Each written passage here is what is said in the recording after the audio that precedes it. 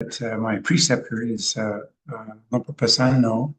He's presently kind of the senior monk at Amaravati, while Ajahn Amaro is away on sabbatical. So he's giving talks there. He said it's the first rains he spent at Amaravati. He's only been a monk for 52 years, and he's getting to spend some time there. Anyway, it's always it's very interesting with because I've known him since even before I entered monastic life, and it's interesting to just refresh that sense of familiarity, appreciation, respect when we are in contact, even virtual contact with a teacher, with a good friend. We've all had this experience, of course. But to see what it elicits in the mind and the heart. So I sometimes enjoy and appreciate listening to a talk by my preceptor or by any number of people.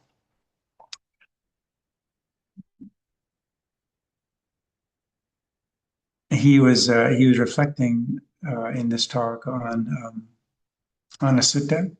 And anyway, it calls to mind many things, and I thought I would just work through the sutta. It has a few elements to it, and as is so often the case, although it's delivered to a monk by the Buddha, and we could say very definitely has a monastic flavor and intent, and the circumstances are very refined in a monastic sense. You just have to think of being the Buddha's attendant during the Buddha's lifetime, and that's a fairly refined, it's more than a fairly refined circumstance.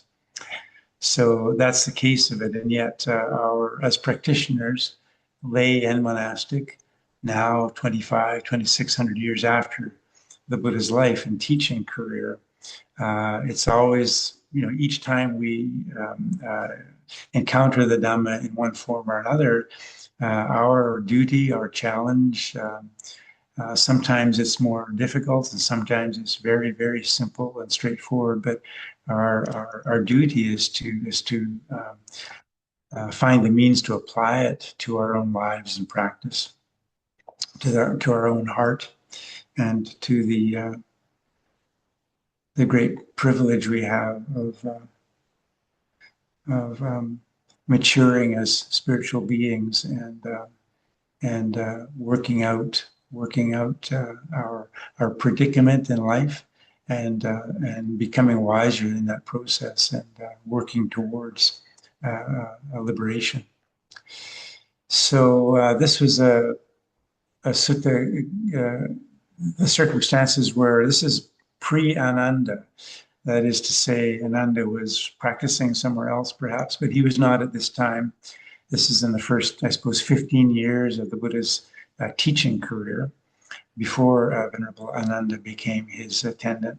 So, and this is just one of the Buddha's upataks, so one of his attendant monks, by the name of Meghaliya, and Meghaliya went on alms round and saw this lovely grove off in the distance while he was on alms round in the village, and thought, ooh, that would be a lovely place to practice.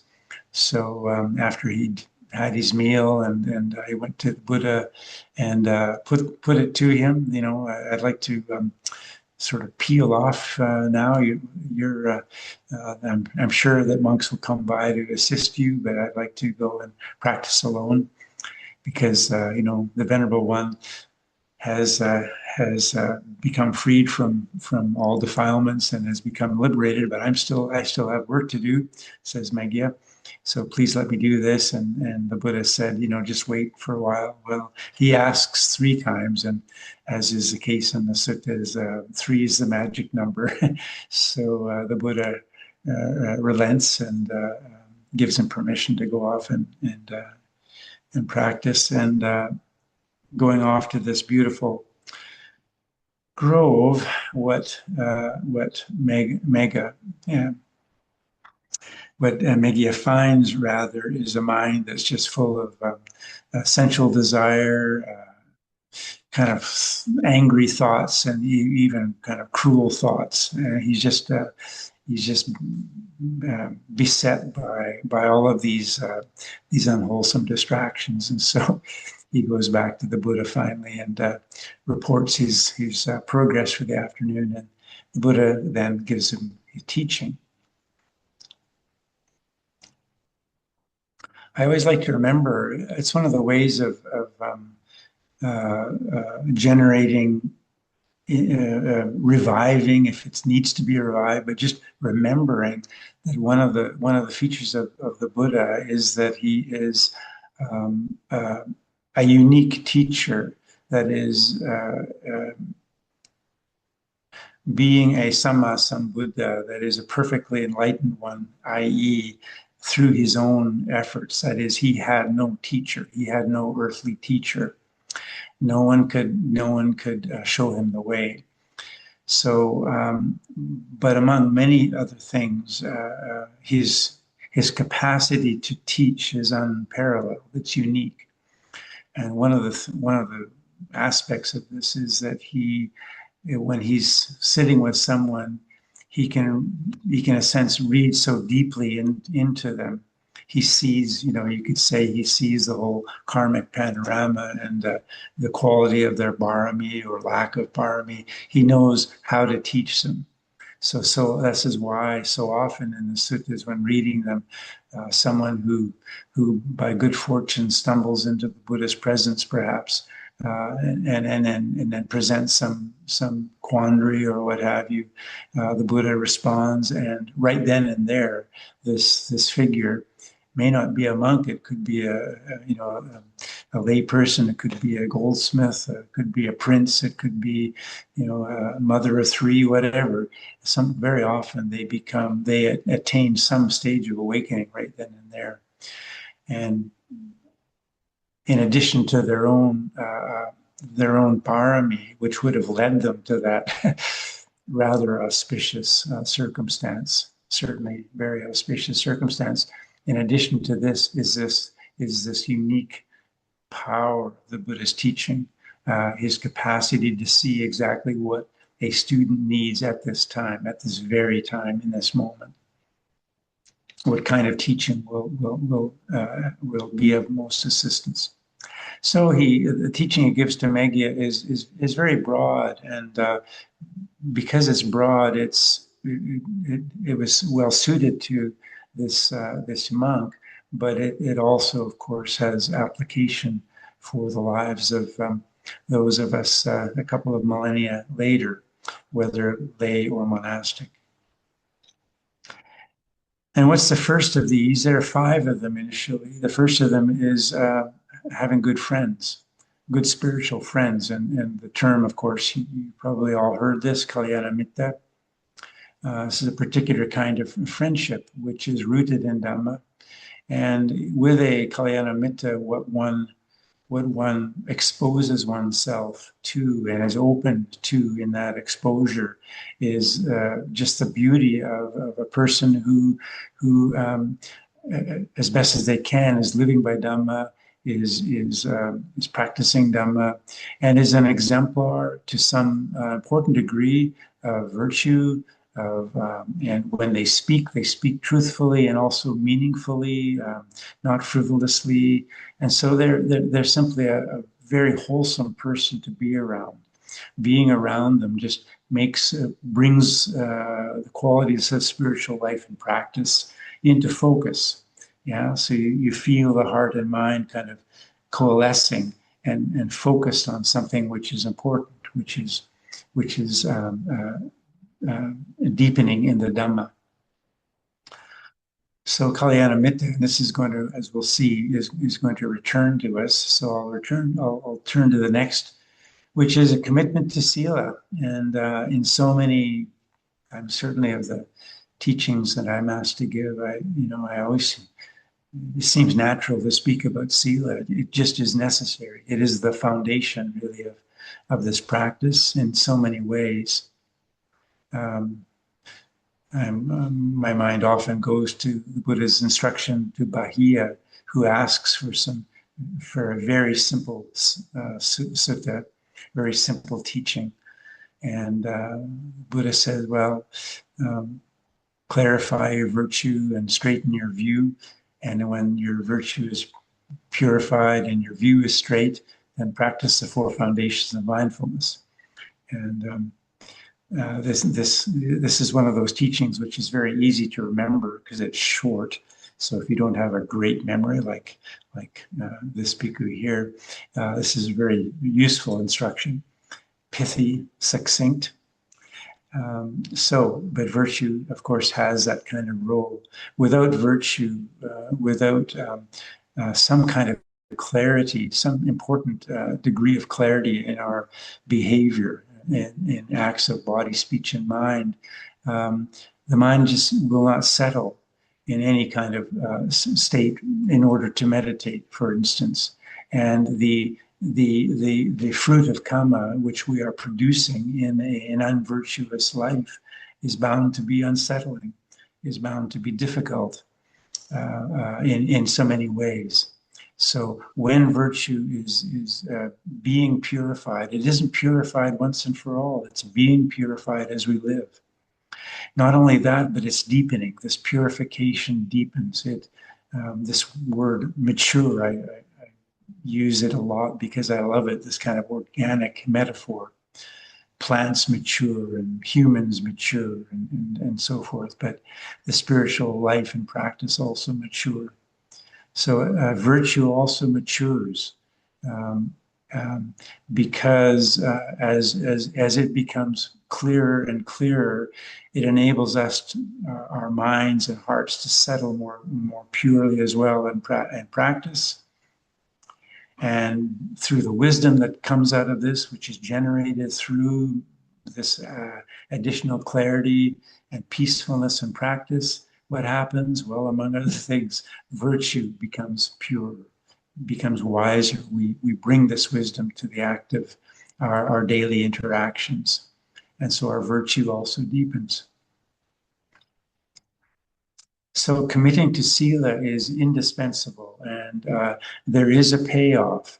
If we're just being mindful of our own life and practice, our own actions, and then being mindful of what we're encountering in life, the kinds of people we meet, the sorts of interactions we have in lay life, whatever, driving the car, we'll notice that things are becoming clearer. And this is one of the sources of beauty in spiritual life. It's one of the sources of encouragement in spiritual life to see this kind of thing developing. It doesn't mean that every moment in life is, every day in every way I'm getting better and better kind of thing. But we will notice a difference. We will notice a clarification and a beauty in life emerging over time. The third one is hearing the Dhamma, and in hearing the Dhamma, we're imbibing in the clarity, the structure, the wisdom which is inherent in Dhamma.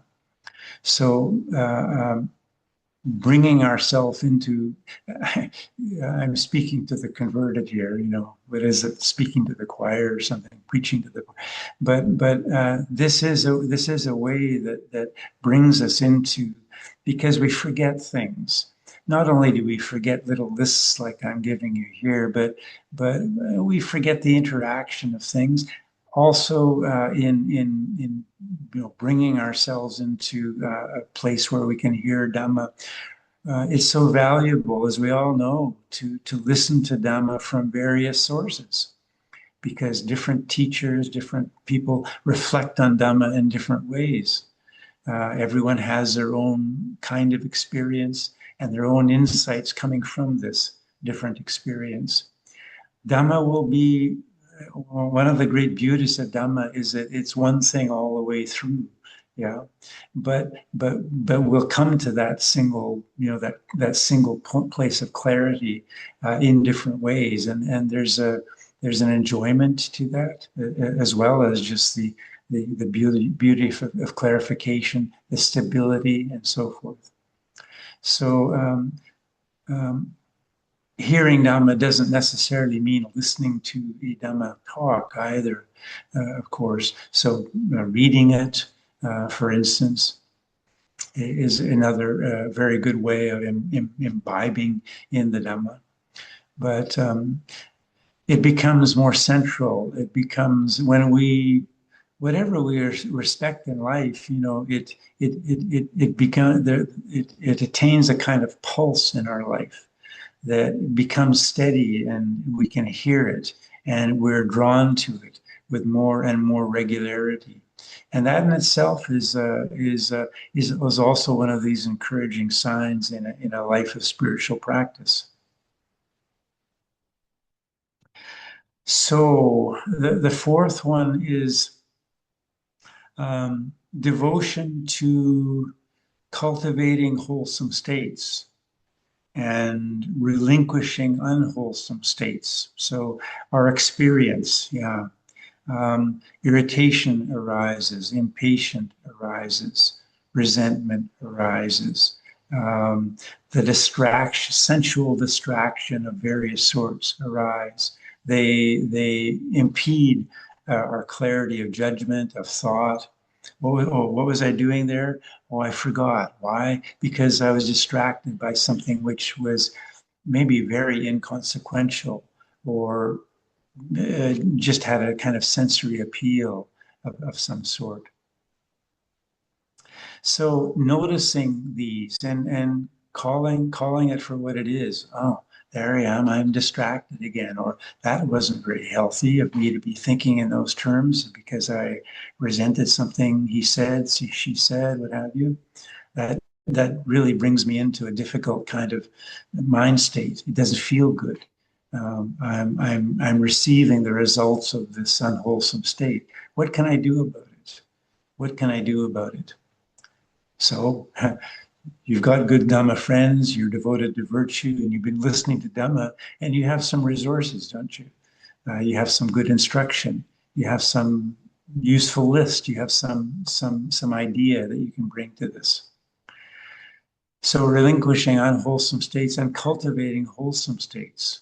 Once that irritation, that anger, that sensual distraction is being quelled, and there's more clarity again, you can also then cultivate something positively, generate some sort of beneficial state of mind, bring metta to the mind and heart, reflect in some useful way about the changing nature of circumstances.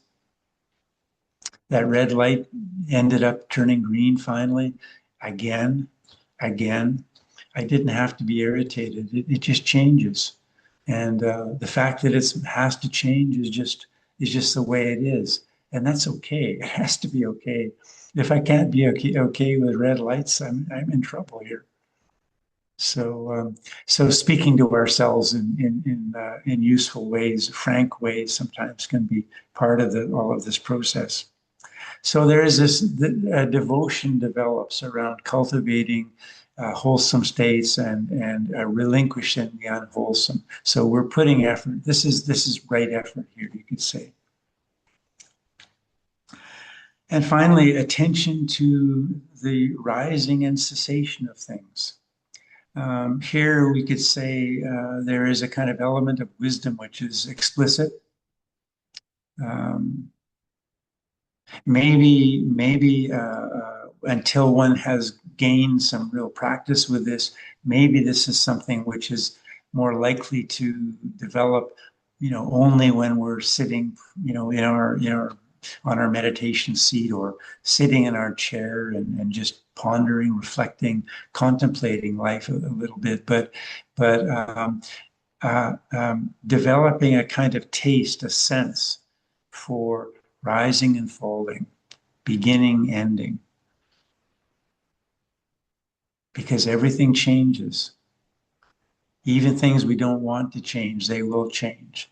And disagreeable things that we fear, in a sense, just will last forever, they're going to change too. They can't not change. The things we love can't help but also changing. So just developing a taste for this. There's a kind of, in this way, there's a kind of aesthetic to spiritual practice, developing a kind of taste, noticing it in things around us. As Luang Por Chah said, the world is teaching us. Well, now out here, I'm sure where you are too, most of you can't speak for Nisanka and Himanta in Sri Lanka at the moment, but anyway, most of you in our part of the world, I'm noticing the trees. Some of them have lost their leaves already. So there's change again in the air. The air brings with it a different kind of the rudiments of autumn or beginning in the air. So I'm cultivating. I'm contemplating change in this way, you could say. But just having a meal, just taking a breath, any of these experiences, whether whatever kind, impermanence, anicca, will be part of that experience, because the experience itself will come and go, and the contemplation or the event in the environment, in nature, whatever, it will be changing, sometimes very slowly, and maybe imperceptibly in some cases, but we know that there is change at work there. And making anicca, making into a friend this structure of life can only be a good thing, because wisdom gradually, whether we realize it or not, wisdom will gradually arise through becoming accustomed, deeply acquainted to the nature of anicca, seeing it in the world around us, in our relationships, in our bodies, and so on and so forth. We don't have to look far. We don't have to look far. So in terms of these five, then the Buddha brings it all back to number one, good friendship, having Kalyanamitta. You've probably all heard the sutta in which Venerable Ananda said, Kalyanamitta, spiritual friendship, it's really important. It's almost the most important thing in spiritual life, he says to the Buddha. And the Buddha says, don't say that, Ananda. It's the most important thing in spiritual life. And you get this very clearly in this particular sutta, because he says, so having a good spiritual friend, good spiritual friends, if one does, commitment to Sila is it will naturally follow. Hearing the Dhamma will naturally follow, having good spiritual friends. Devotion to cultivating wholesome states and relinquishing unwholesome states will naturally follow. And being attentive to the rise and fall of things, to anicca, to rising and cessation, this will naturally follow when one has good friendships. And an interesting, a byproduct, you could say, because causes and conditions are the way of our existence. But we also need to remember that in doing these things, in giving ourselves, in seeing life as being centrally motivated by these kinds of things, by the Dhamma, let's say, in framing our very lives around Dhamma, you might say, we also become good spiritual friends ourselves, don't we?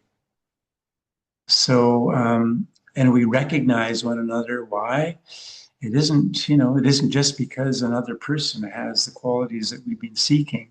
It's because there's a kind of a magnetism that develops. We ourselves are becoming better human beings, more apt to be beneficial friends to others.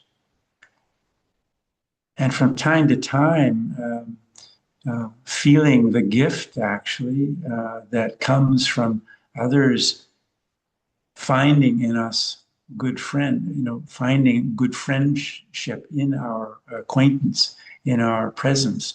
This is a gift also. A gift of friendship is an enormous gift. And it gives us something to live up to sometimes. You remember, I've got to play I've got to be strong here because it seems like I mean something to other people as well. I have a kind of responsibility to others, not just to myself. You could think in these terms, actually. So maybe there are four cultivations that come. This sutta isn't particularly long, but actually it's, as you can see, very dense with teachings. And there are four cultivations then that the Buddha recommends. Once this set of instructions is being internalized and worked with and is understood and practiced to some degree, then there are four further instructions which he gives. Already done so, but for most of us, that begins when we're about, a few days old, maybe. And it is unobserved. And so this first reflection then to bring to mind the unattractive qualities, for instance, of the body is very useful. Second one is to cultivate metta. Why? Well, as we saw with Meghaliya, one of the things that he was afflicted with was ill will, even cruelty. So metta is the antidote to ill will. Karuna actually is the antidote to thoughts of cruelty. Yeah. So the Brahmaviharas then have this hugely powerful quality of being antidotes to unwholesome mental states, which can sometimes emerge in unhealthy speech and also very unhealthy, unwise action. The next one is to cultivate the in and out of breath. This stops thinking, kind of proliferation. You just quells, stops, and brings peace to the thinking, the proliferating mind. So all of these things naturally are very clearly targeted on Meghaliya's predicament in this mango grove that he tried to gain a peaceful afternoon and maybe gain one of the paths and fruits of awakening. He didn't succeed in that particular day, but these teachings that the Buddha is giving then obviously are related to this. So cultivating again the in-breath and out-breath, anapanasati, mindfulness of the breath. This is so important and powerful in meditative practice as a foundation. And the final one is cultivating that as a contemplation, the nature of impermanence, the pervasiveness of anicca. And in this case, it counteracts the belief in a permanent, the conceit in a permanent self. Because if things change, it means that they do so without our willingness, without our consent. And if we don't consent to things changing, we don't control them. We don't control all of these things that change. And one of the aspects of conceit, the conceit of I am this person, is a conceit of permanence, and with that the conceit of control. This is me, this is who I am. That underlying that conceit is the notion that we are in control of ourselves, and we aren't, because our thoughts, our moods, our emotions, all of the khandhas, the aggregates of our existence, these come and go owing to causes and conditions.